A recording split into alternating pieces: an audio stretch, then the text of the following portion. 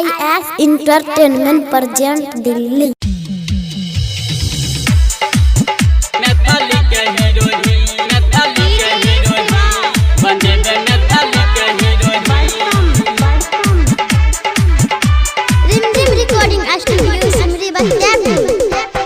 छौरी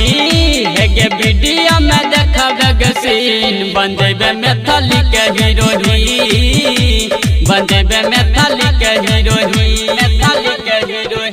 हेगे कमारो हिलेबे सब दिन बन जेबे बनसी के हीरोइन बन जेबे मैथिली के हीरोइन हेगे छौरी वीडियो में देखब सीन बन जेबे गौरवा के हीरोइन बन जेबे मैथिली के हीरोइन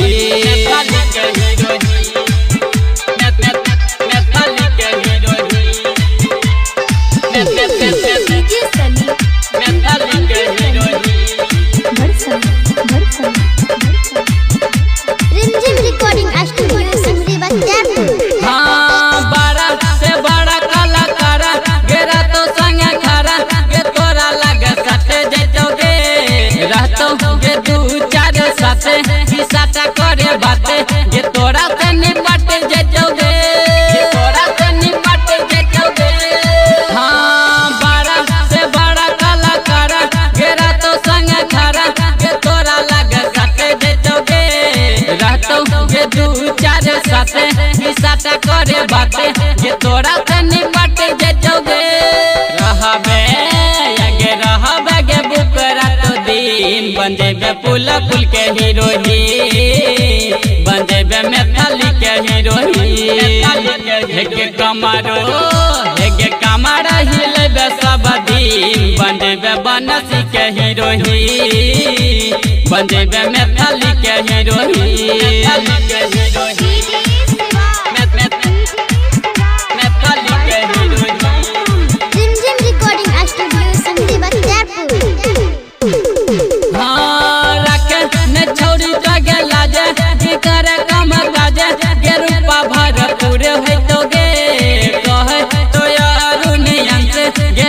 छोरी चांस की नाम दूर दूर होतोगे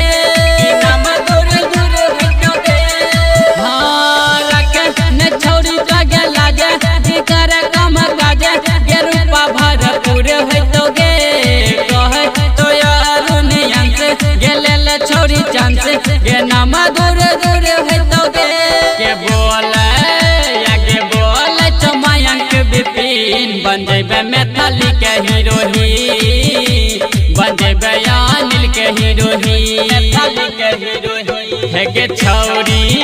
हेगे वीडियो में देखब सीन बन जेबे मैथिली के हीरोइन।